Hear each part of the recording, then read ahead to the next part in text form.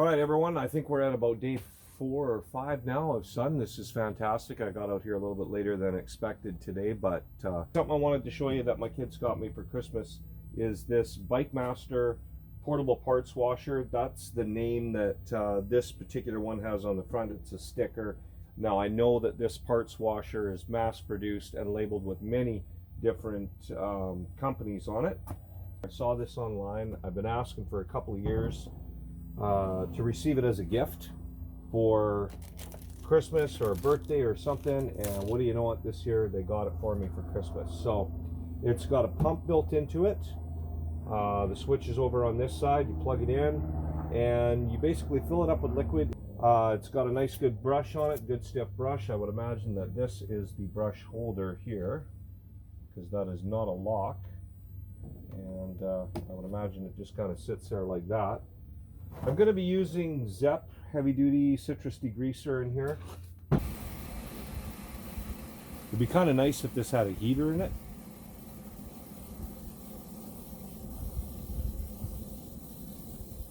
Which may be something that I look at later on down the road. I may drill it and seal it up and put like one of those coffee cup heaters or something in it. Find out where my fluid level is here. I still got a ways to go. Okay, we got foam coming up over there. I think we'll just stop right there for now. Put that filter back down in there. Now let's turn the pump on and see how she works. And there you go. It is working fine.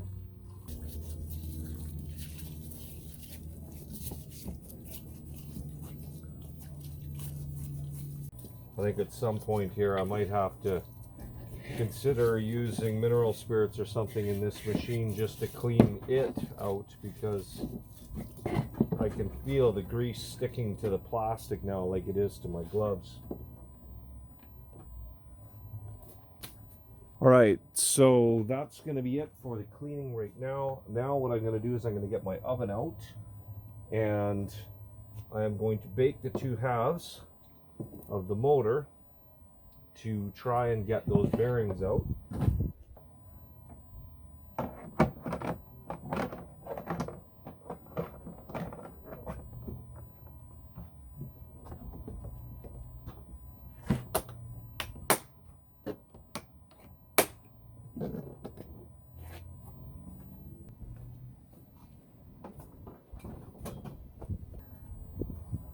Okay, so what we're going to do here is we're going to put these parts into the oven. I can only do one at a time. We're going to heat it up to about 350 degrees.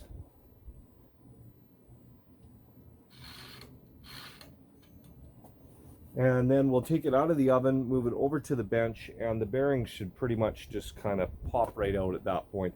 The aluminum will expand at a much faster rate than this steel.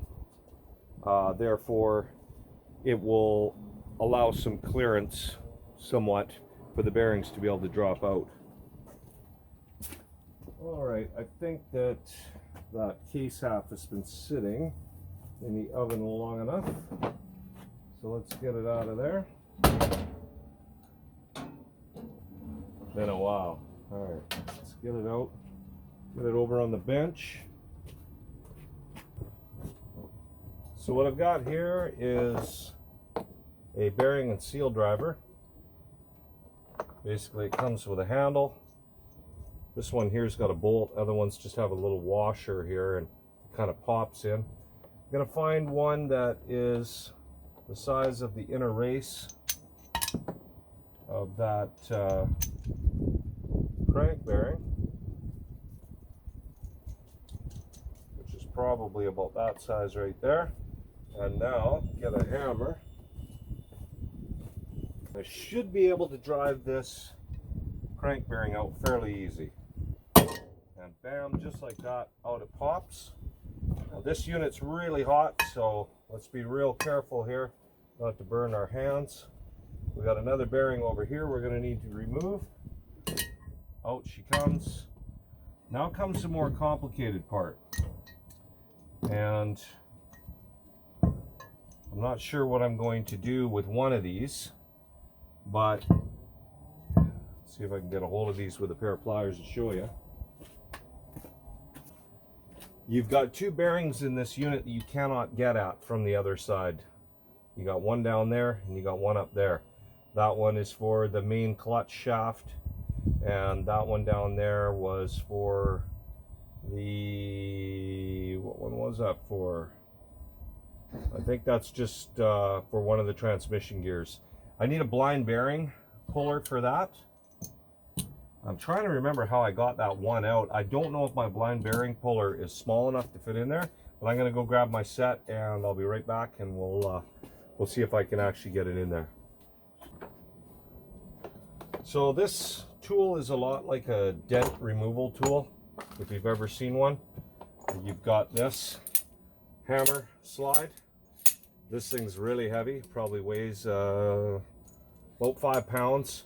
Basically, you put it on and then you slam this up, and that causes the force to have it pop out. What I do most of the time is hang it over top of the bench and just allow this to free drop, and it usually takes it out. Now it comes with these different size collets to go down inside the bearing, and it turns out that the one that I have here is probably not going to, oh, it does fit. That's fantastic. Now what you do is you tighten this up. It's a 2-piece unit. Show you how this works. It's 2 pieces. As you loosen this off, these come together. As you tighten it up like that, they start to spread apart, gripping with these little lips in behind the bearing on the inner race, and then you can pop it out.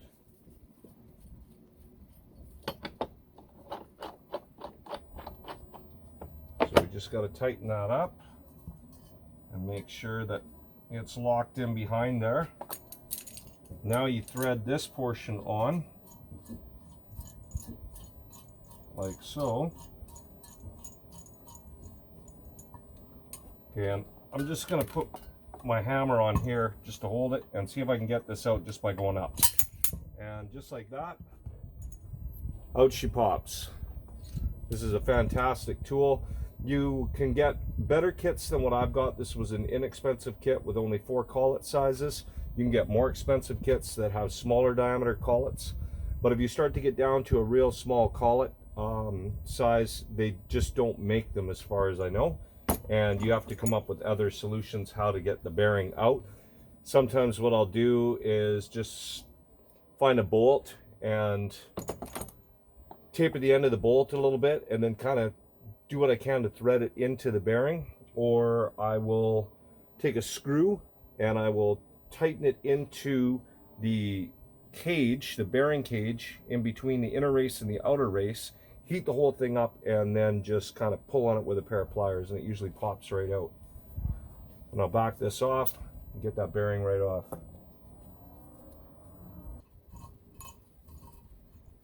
Let you guys look inside there. There it is, inside the bearing. This thing's still pretty hot.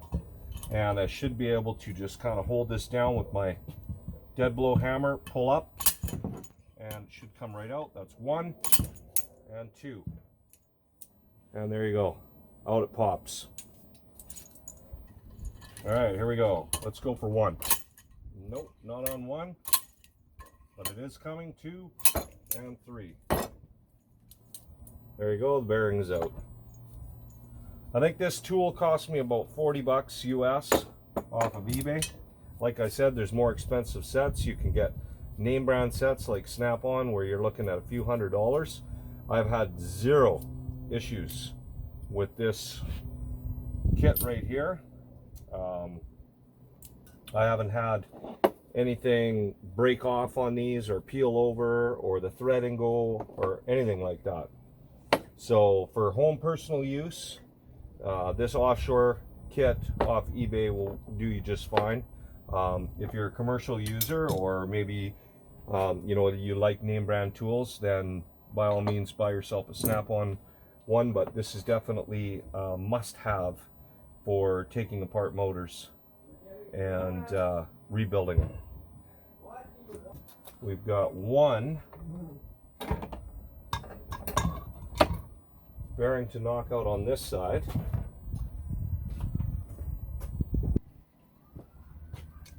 that's the proper one right there. This should have one tap and it should pop out.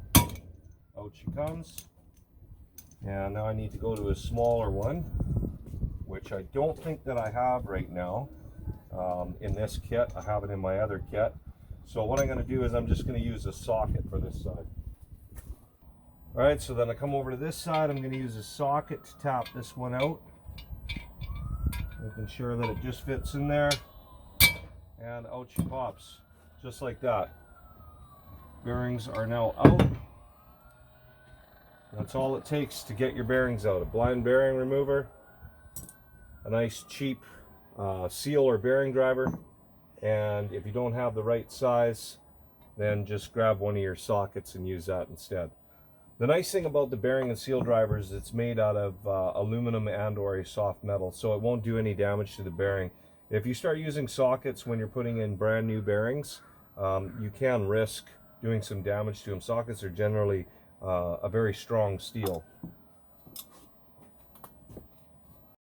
Here right now is I'm just taking all of the clutch parts and I'm just cleaning them all up in Zep and water. I'm drying them off, and then I'm submerging them in oil. And what that will do is it will saturate all of the fiber discs so that when we get the bike going and we go to take it out for the first time, I'll have no slippage with the clutch at all. It'll grab right away. Just inspecting each one of these as I go to put it in, make sure that, you know, it's still got life to it. I don't see any need to replace these yet.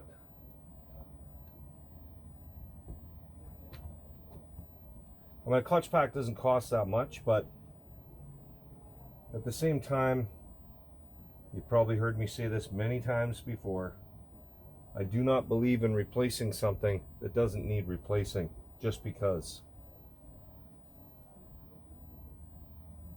This clutch has plenty of life left in it, plenty of hours. No need to go replacing it yet. Today we're going to measure up the cylinder bore and the size of the piston to determine if I've got a standard size piston in here. We're going to use a few different tools. I would like to have been able to use this one. This is a micrometer. This is the best way to go, but unfortunately it's not large enough to get around this piston, so I won't be able to use that. Today I'm going to have to use a pair of vernier calipers. For this application it's fine. I mean, we're not trying to get any exact measurements like the micrometer can do for you. This one's pretty good. It's digital, but the digital display, the battery is worn out in it. So basically it's all numbered all the way along here. I've got metric all the way across the top. Standard size bore piston should be 87 mil. I can just bring that right down to 87 mil, and hopefully it is that size. Now what you want to do is you want to measure down here low as you can on the skirt, because typically the pistons are larger at the bottom than they are at the top. The top is usually a little bit smaller for expansion due to heat. My calipers, unfortunately, the arms on it are less than half of the diameter of this piston, so in order to take this measurement I have to come up top, and it can be difficult to actually get an accurate measurement here, but we're going to try. So the top of this piston appears to be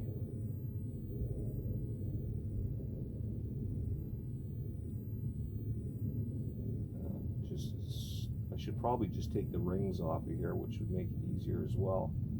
Looks to be about 87.25, and I'm guessing that the base of this is going to be closer to 87.5 or even 88.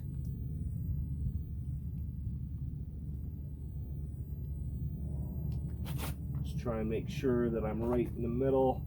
This is not a great way of checking this measurement because it's hard to keep it parallel with the bottom of the piston. But it's looking like about 88 on the bottom.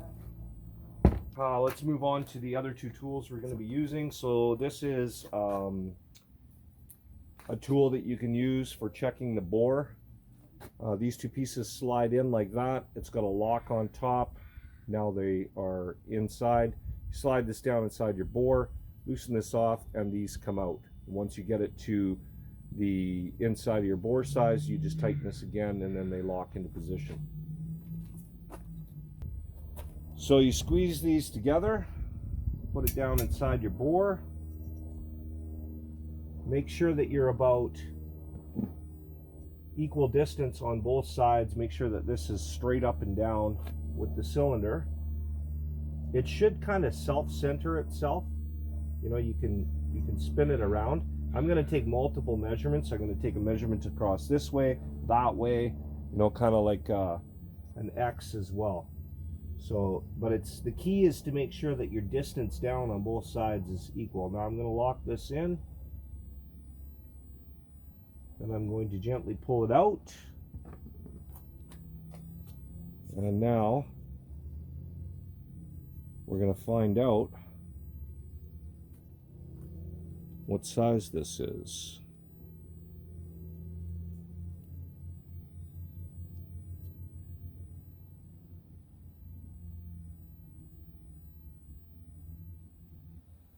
There we go. We are locked in at what appears to be 88. Okay, which it's a little bit over 88, which sounds right because the skirt on that piston, I measured it out and it seemed like it was at about 88. So that is correct. It's a little bit over 88, which is really good. I want to take that piston off of that crank and I want to slide it down in here and see what the tolerance is. But that thing is pretty darn close. So that's one direction. Now we're going to take it in another direction. We want to make sure that the cylinder hasn't ovaled in any way. Now you're measuring down about ½ an inch. You can do this in multiple spots.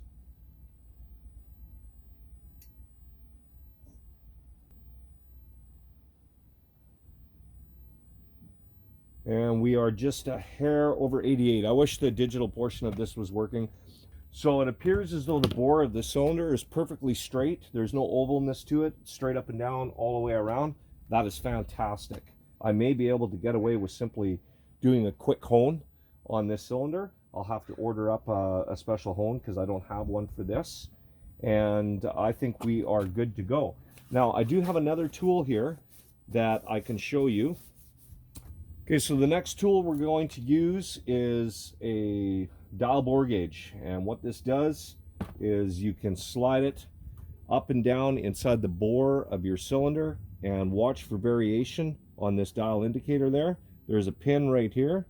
As I press that pin in, you'll see the dial indicator move in thousandths of an inch.